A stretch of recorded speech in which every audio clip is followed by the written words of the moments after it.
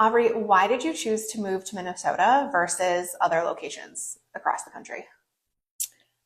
Minnesota kind of came up as a surprise. Mhm. We were at the time considering moving anywhere that was a Delta base. So that was like the main thing, because my husband works for them. And so we were shopping Atlanta.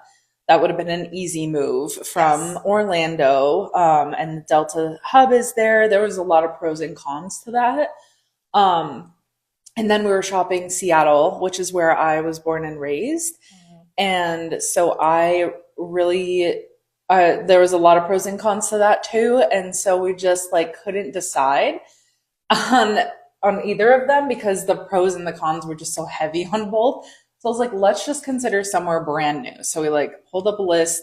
What are other bases that there are that I would consider living at Yes. that he could transfer to? And I was like, Minneapolis, like, let's just, and he just pulled up some videos about Minneapolis, and we had a list of things that we wanted. So we wanted good access to healthcare, a good place to raise a family, like a local community style, access to like grocery stores and Hmm. things like that.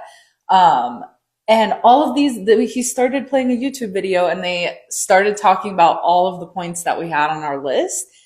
And we're like, wait a second, like what is going on here? And so we just started having more and more conversations, looking at more videos.